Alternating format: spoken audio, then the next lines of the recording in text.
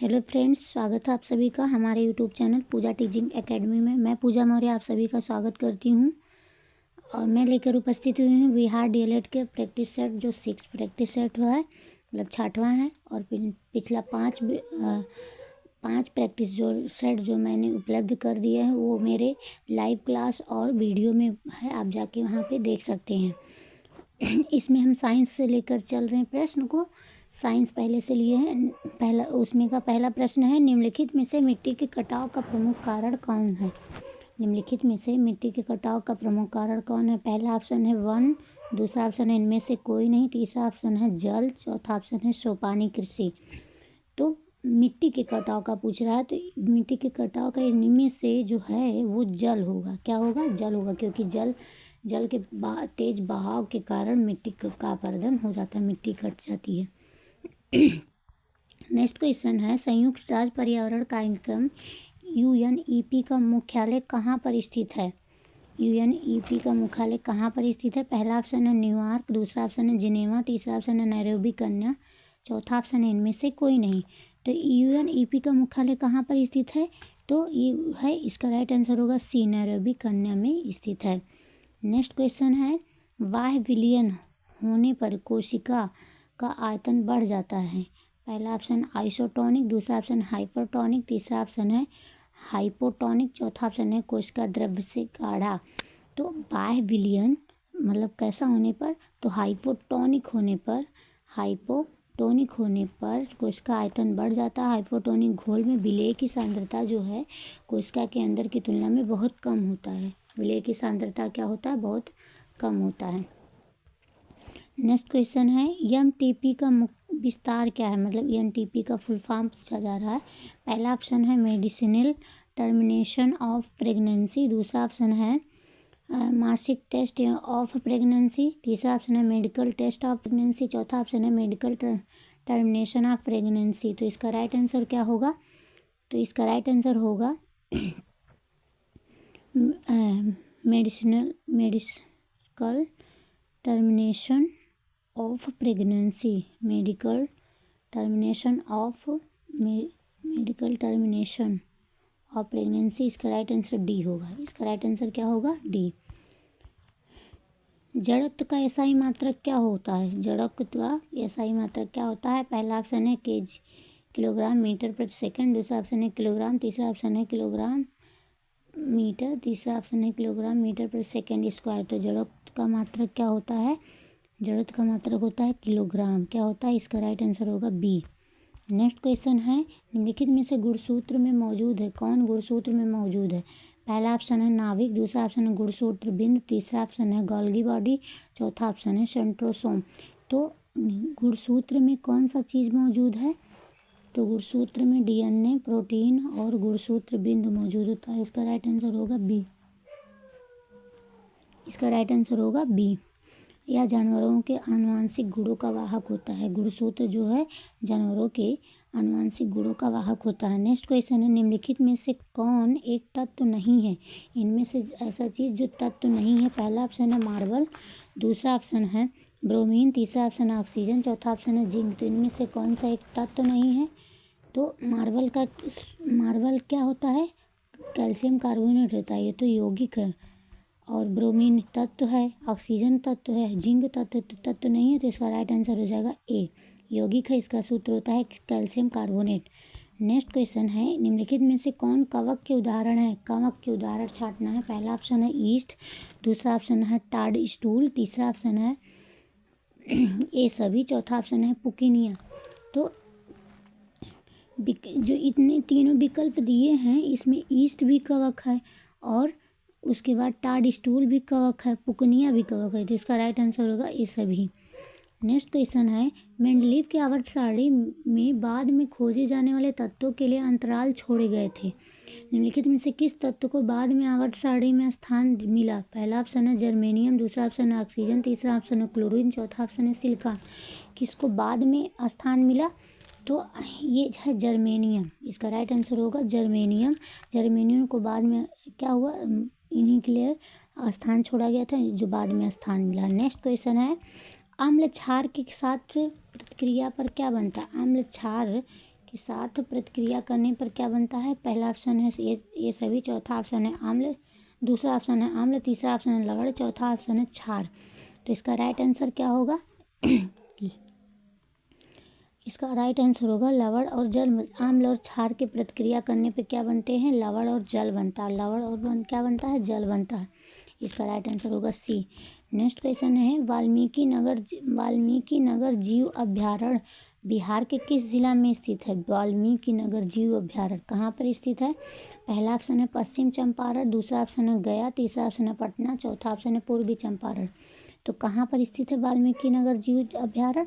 तो ये स्थित है पश्चिमी चंपारण में। इसका राइट आंसर क्या हो जाएगा? पश्चिमी चंपारण। नेक्स्ट क्वेश्चन है इनमें से कौन धातु है?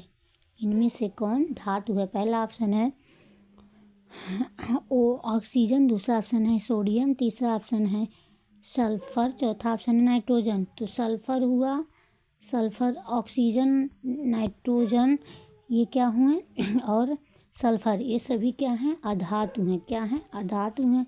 सोडियम जो है एक धातु है, हालिनाकारक CH4 क्षारीय धातु है। इसका राइट आंसर होगा बी।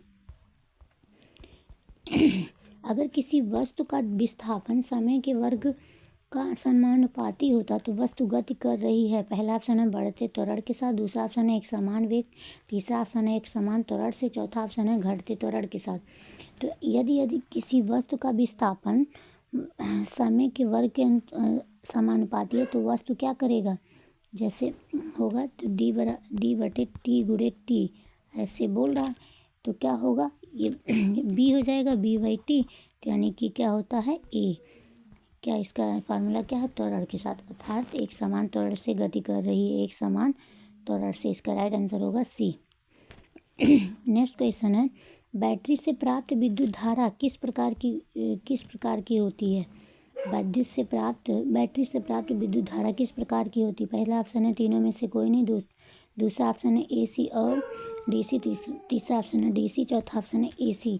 तो विद्युत से प्राप्त विद्युत धारा क्या होती है? DC होती है। और जनरेटर से उत्पन्न विद्युत धारा कैसी होती है? AC होती है। तो इसका राइट क्या हो जाएगा? सी होता है। इसका राइट आंसर क्या हो जाएगा? सी हो जाएगा। नेक्स्ट क्वेश्चन है गाय की स्वदेशी देसी नस्ल की विशेषता है। पहला ऑप्शन है दीर्घ अवधि तक दूध देना, दूसरा ऑप्शन है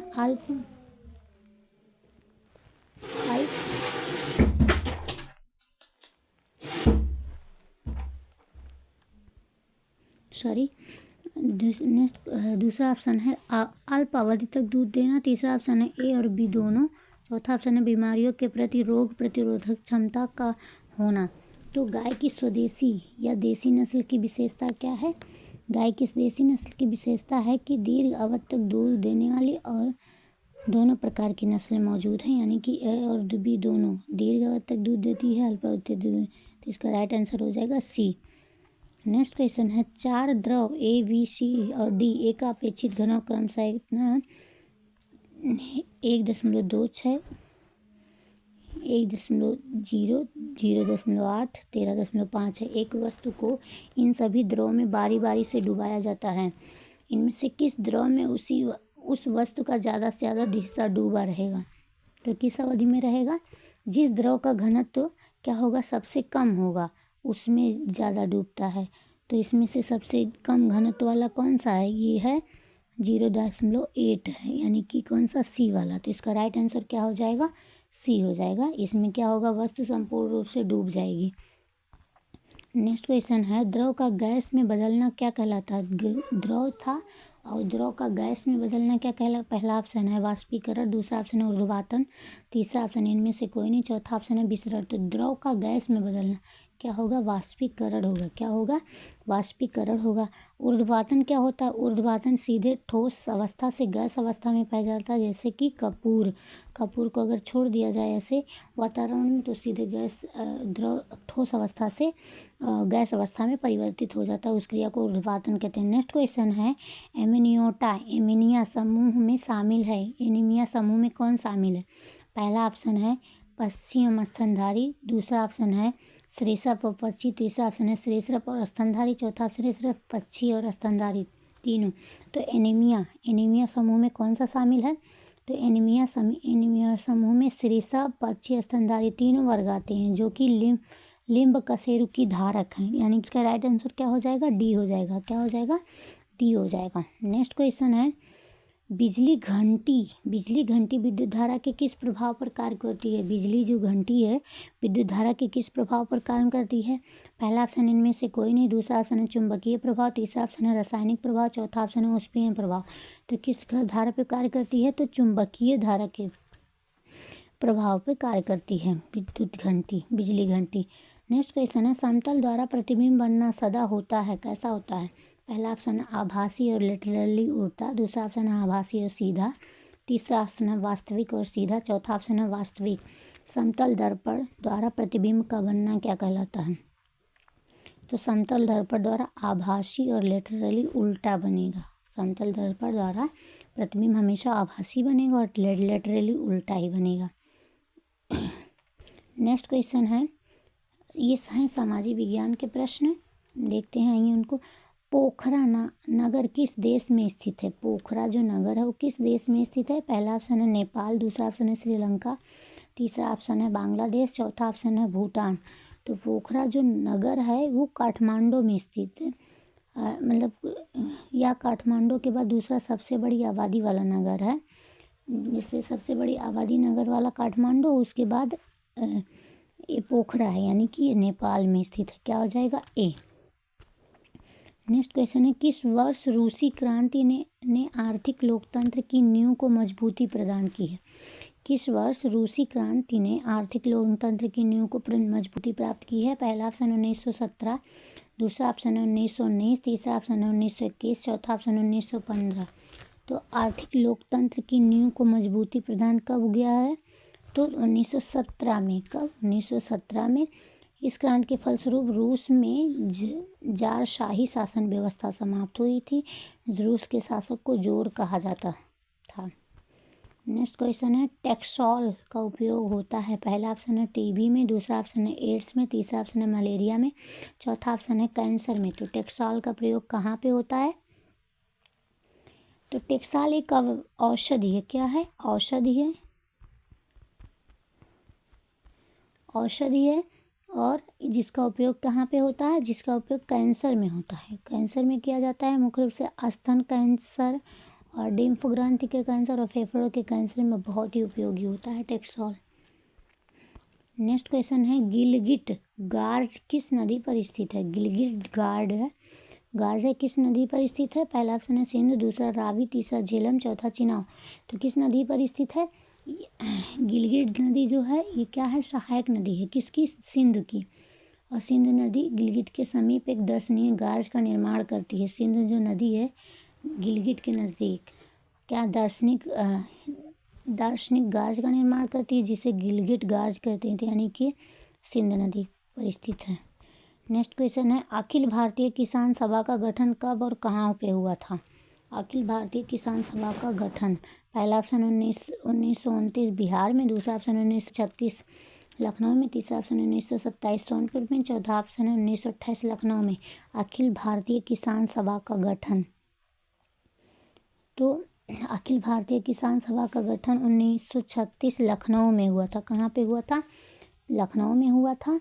और ये इसके जो क्या है नेतृत्वकर्ता कौन है? स्वामी सहजानंद सरस्वती हुए थे और एन.जी. रंगा इनके सचिव थे। एन.जी. रंगा जो है सचिव थे। नेक्स्ट क्वेश्चन है, लोकसभा में बहुमत दल का नेता कौन होता है? बहुमत दल का नेता पहला ऑप्शन है राष्ट्रपति, दूसरा ऑप्शन है सभापति लोकसभा अध्यक्ष, तीसरा ऑप्शन है प्रधानमंत्री, चौथा ऑप्शन है उपराष्ट्रपति। तो लोकसभा में बहुमत दल का नेता कौन होता है? तो प्रधानमंत्री होता है। कौन होता है? प्रधानमंत्री होता है। केंद्र में बहुमत प्राप्त दल या गठबंधन की सरकार बनाती है। प्रधानमंत्री सरकार क्या होता है? प्रमुख होता है। क्या होता है? प्रमुख होता है। नेक्स्ट क्वेश्चन है, निम्नलिखित में से कौन सी फसल पेय फसल है? पहला ऑप्शन है कपास, दूसरा चाय, तीसरा गेहूं, चौथा बाजरा। पेय फसल, इसमें से पेय फसल कौन सा है? तो चाय है। और गेहूं और बाजरा क्या है? अनाज, मोटा अनाज की फसलें हैं। कपास क्या है? रेशेदार फसल है। कपास रेशेदार फसल है। नेक्स्ट क्वेश्चन है, नेपा नगर किस उद्योग के लिए प्रसिद्ध है? नेपा नगर, पहला ऑप्शन है लोहा इस्पात, दूसरा चीनी उद्योग, तीसरा अखबारी कागज, चौथा सीमेंट। नेपा नगर किस उद्योग के लिए प्रसिद्ध है? तो नेपा जो नगर है वो अखबारी कागज के लिए प्रसिद्ध है। क्या अखबारी कागज के लिए प्रसिद्ध है? किस किस जगह पे? तो मध्य प्रदेश में, मध्य प्रदेश में, मध्य प्रदेश में। नेक्स्ट क्वेश्चन है बिहार में अतिजल दोहन से किस तत्व का संकेंद्रण बढ़ा? बिहार में अतिजल दोहन से किस तत्व का संकेंद्रण बढ़ा? पहला ऑप्शन है आर्सेनिक, दूसरा क्लोराइड, तीसरा इनमें से कोई नहीं, चौथा लौह। बिहार में अतिजल दोहन से, तो अतिजल दोहन से क्या बढ़ा? संकेंद्रण बढ़ा। और कौन से तत्व का? पहला इसका राइट आंसर होगा ए, आर्सेनिक तत्व का संकेंद्रण बढ़ा। बिहार में 18 जिलों के भूजल में आर्सेनिक की मात्रा द्वारा निर्धारित मिलीग्राम प्रति लीटर ज़्यादा है। पानी में आर्सेनिक की मात्रा ज़्यादा होने से कैंसर जैसे गंभीर बीमारी होने का खतरा है 18 जिलों में। नेक्स्ट क्वेश्चन है किस देश में ओलंपिक खेल का विरोध नस्ल पर आधारित था?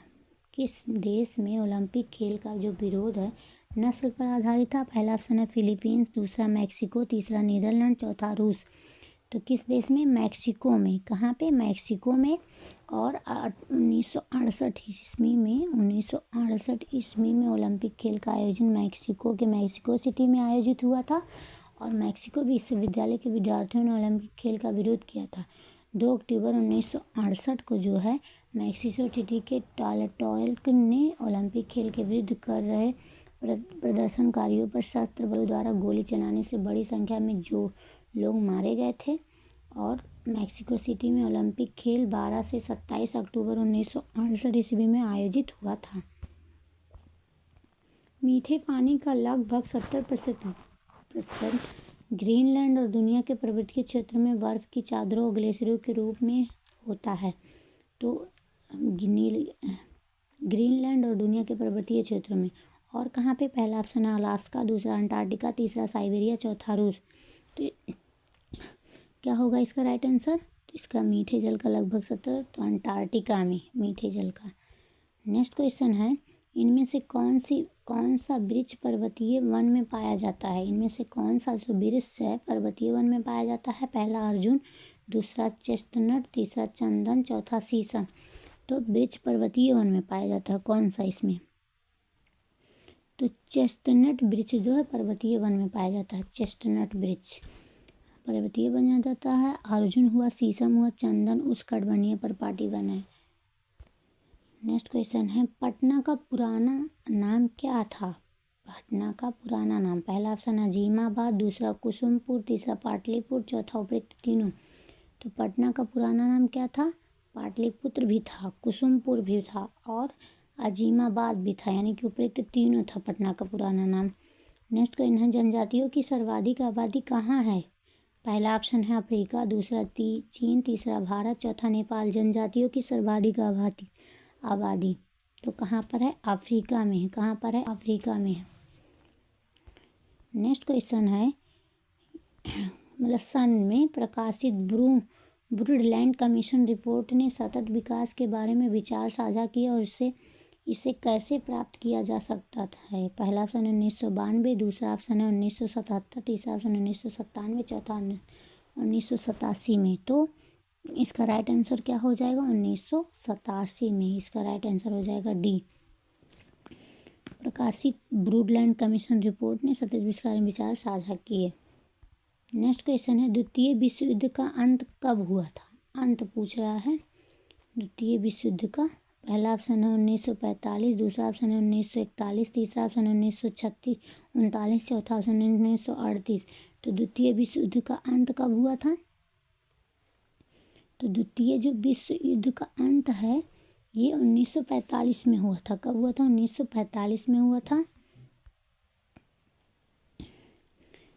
1945 में हुआ था। 1945 के जापान के आत्मसमर्पण के बाद द्वितीय विश्व युद्ध समाप्त हो गया था।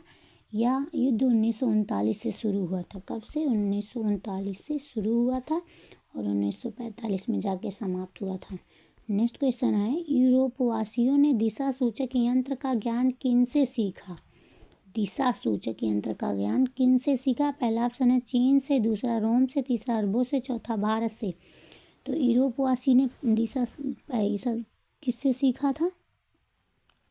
तो किससे सीखा था? अरबों से सीखा था। इसका राइट आंसर हो जाएगा सी, अरबों से सीखा था। और दिशा सूचक यंत्र विकास चीन में हुआ था। दिशा सूचक यंत्र का विकास जो कहाँ पे हुआ था? चीन में हुआ था। नेक्स्ट क्वेश्चन है, चुनावी स्पर्धा से लाभ होता है, इनमें से कोई नहीं। दूसरा अधिनायक बनने में, तीसरा तानाशाह बनने में, चौथा जनमत निर्माण में। चुनावी जो स्पर्धा से क्या लाभ होता है?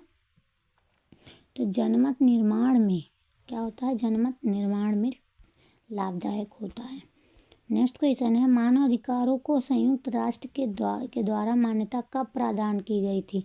मानव अधिकारों को संयुक्त राष्ट्र के द्वारा मान्यता कब प्रदान की गई थी? पहला ऑप्शन है 10 दिसंबर 1950, दूसरा ऑप्शन है 10 दिसंबर 1952, तीसरा ऑप्शन है 10 दिसंबर 1954, चौथा ऑप्शन है 10 दिसंबर 1948।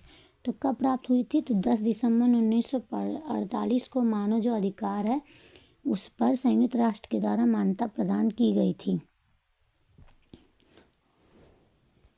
नेक्स्ट क्वेश्चन है, अपने अस्तित्व के दौरान 17 राष्ट्रों ने राष्ट्र संघ में सदस्यता वापस ले ली।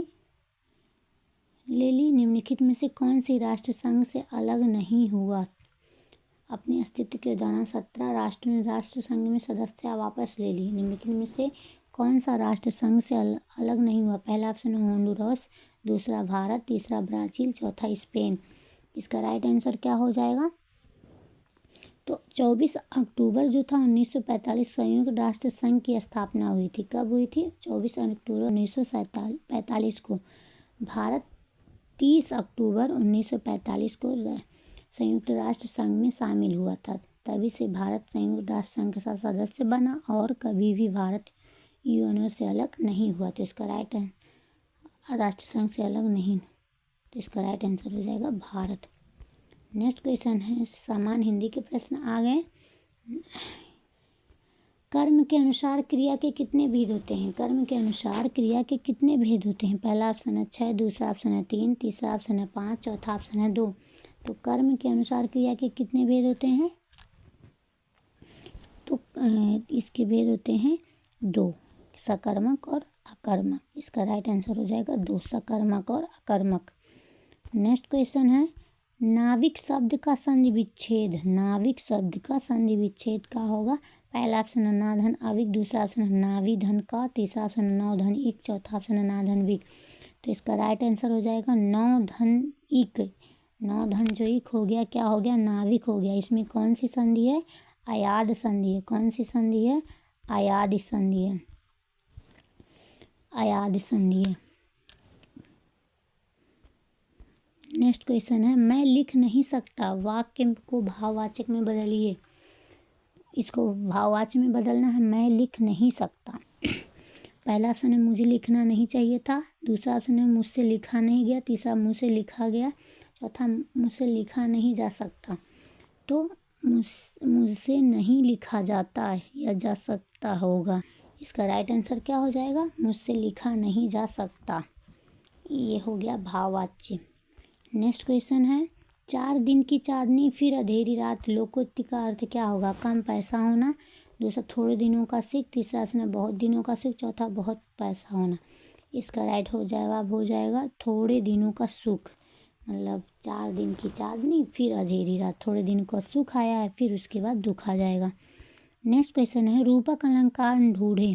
पहला ऑप्शन है पहेली सा जीवन है व्यस्त, दूसरा ऑप्शन है भानुवंश राकेश कलंकु, तीसरा ऑप्शन है जग जीवन में जो चिर महान, तीसरा ऑप्शन इसमें से कोई नहीं। रूपक अलंकार, तो रूपक अलंकार क्या होगा? रूपक अलंकार का मतलब होता है वैसे अलंकार जिसमें उपमान तथा उपमेय के बीच प्रत्यक्ष तुलना कर दी जाए।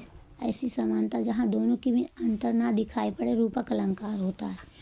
तो इसका राइट आंसर क्या हो जाएगा, बी हो जाएगा। भानुवंश राकेश कलंकु, भानुवंश राकेश कलंकु उपमेय और उपमान का संबंध है।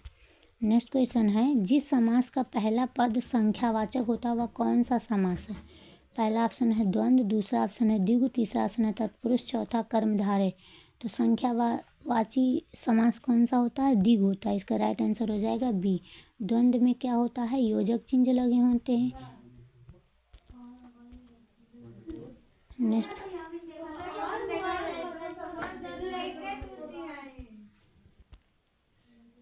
नेक्स्ट क्वेश्चन है, निम्न में से कौन सा वाक्य शुद्ध है। पहला ऑप्शन है अभंग एक प्रकार का छंद, दूसरा उन्होंने इस बात पर आपत्ति प्रकट की, तीसरा ऑप्शन आजकल वहाँ काफ़ी सरगर्मी दिखाई देती है, चौथा ऑप्शन है सोहन मिठाई लेकर भागता हुआ घर आया।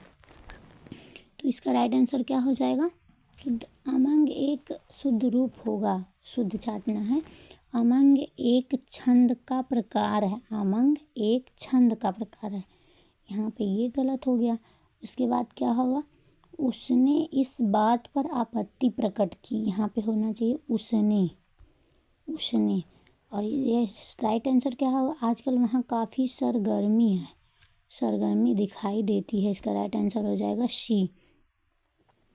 सोहन मिठाई लेकर दौड़ता हुआ घर आया, यहाँ भागता हुआ नहीं, दौड़ता हुआ घर ले आया। नेक्स्ट क्वेश्चन है, उ ए ऐ कौन सा वर्ड है। पहला ऑप्शन है हर्ष और दीर्घ, दूसरा ऑप्शन है प्लुत, तीसरा दीर्घ, चौथा हर्ष। उ ए ऐ, तो उ ए ऐ कौन से हैं, दीर्घ स्वर हैं। कौन से, दीर्घ स्वर हैं। दीर्घ स्वर में क्या क्या आ जाते हैं, आ ई उ ए ऐ ओ औ, ये दीर्घ स्वर 7 होते हैं। हर्ष स्वर कितने होते हैं, आ ई उ रील कितने होते हैं, 4 होते हैं। इसका राइट आंसर हो जाएगा दीर्घ। मैं अंधा भी देख रहा हूँ, मैं अंधा भी देख रहा हूँ, रोती हो तुम रोती हो, इस पंक्ति में कौन सा अलंकार है। पहला ऑप्शन है विभावना, दूसरा यमक, तीसरा विरोधाभास, चौथा रूपक। तो इसमें कौन सा है, मैं अंधा भी देख रहा हूँ, मतलब अंधा है फिर भी देख रहा है, यानी कि विरोध हो रहा। इसका राइट आंसर हो जाएगा सी, विरोधाभास। नेक्स्ट क्वेश्चन है, पद्मावती सब सखी बुलाई, मन फुलवारी सबे चली आई, इस पंक्ति में कौन सा अलंकार है। पहला ऑप्शन है रूपक, दूसरा श्लेष, तीसरा उत्प्रेक्षा, चौथा विभावना। इसमें कौन सा अलंकार है, पद्मावती सब सखी बुलाई, मनहु जनऊ, यहाँ मनहु आ गया। इसका राइट आंसर हो जाएगा उत्प्रेक्षा। काव्य की आत्मा किसे माना गया है, काव्य की आत्मा। पहला ऑप्शन है इनमें से कोई नहीं, दूसरा ऑप्शन है व्यंग्यार्थ, तीसरा लक्ष्यार्थ, चौथा मुख्यार्थ। तो काव्य की आत्मा किसे माना गया है, तो व्यंग्यार्थ जो होता है वो किसे काव्य की आत्मा कहते हैं। निम्नलिखित में से किस रस को रसराज की संज्ञा दी गई है। रसराज, पहला ऑप्शन है रौद्र, दूसरा भीष, तीसरा करुण, चौथा श्रृंगार। किस रस को रसराज कहा गया है, तो श्रृंगार रस को रसराज कहा गया है। श्रृंगार रस को रसों के राजा को कहा गया है। नेक्स्ट क्वेश्चन है, शब्दों में विद्यमान अर्थ का ज्ञान कराने वाला बौद्धिक व्यापार क्या कहलाता है। पहला ऑप्शन है शब्दकोश, दूसरा शब्द शक्त, तीसरा ऑप्शन इनमें से कोई नहीं, चौथा है दोनों। तो शब्दों में विद्यमान अर्थ का ज्ञान कराने वाला बौद्धिक व्यापार, बौद्धिक व्यापार क्या कहता है, शब्द शक्ति कहलाता है। क्या कहलाता है, शब्द शक्ति। प्रतिकूल में कौन सा समास है, प्रतिकूल, प्रति लगा है क्या है, अव्यय। पहला ऑप्शन है द्वंद्व, दूसरा कर्मधारय, तीसरा अव्ययी, चौथा द्विगु। तो इसका राइट आंसर हो जाएगा अव्ययी भाव समास। इनमें से कौन सा वाक्य शुद्ध है, कौन सा वाक्य शुद्ध है। पहला ऑप्शन है आज उसके रहस्य का राज खुला, दूसरा ऑप्शन है धोबी ने चादरें अच्छी धोई, चौथा ऑप्शन है यह सुंदरतम साड़ी है, पांचवा ऑप्शन है घातक विष सुंदर शोभा बुरी कृदिष्ट। तो इसका राइट आंसर क्या हो जाएगा, विष घातक होता है, विष घातक होता है। शोभा शब्द का अभिप्राय सुंदरता और कृदिष्ट का अभिप्राय बुरी दृष्टि से, अर्थात इनके साथ सुंदर और बुरी शब्द का प्रयोग निरर्थक था, तथा सही। इसका राइट आंसर हो जाएगा डी। उपमेय उपमान के संशय को पैदा करने वाला अलंकार, उपमेय में उपमान का संशय को पैदा करने वाला अलंकार कौन सा होता है। पहला उपमा, दूसरा संदेह, तीसरा यमक, चौथा श्लेष में। तो संशय, संशय जब प्रकट करने वाला होता है तो इसका राइट आंसर हो जाएगा बी, संदेह। नेक्स्ट क्वेश्चन है गाल बजाना मुहावरे का अर्थ क्या होगा? पहला ऑप्शन है चुप रहना, दूसरा बाजा बजाना, तीसरा डींग हाँकना, चौथा चिंता करना। गाल बजाना, गाल बजाने का क्या अर्थ होगा? डींग हाँकना। क्या होता है? डींग हाँकना। नेक्स्ट क्वेश्चन है शुद्ध वाक्य बताइए, इनमें से शुद्ध वाक्य बताना है। पहला ऑप्शन है प्राण निकल गया, दूसरा मुझे घर जाना है, तीसरा लता मेरी लड़की है, चौथा वह छत पर से गिर गया। तो शुद्ध वाक्य छांटना है। इसका राइट आंसर क्या हो जाएगा?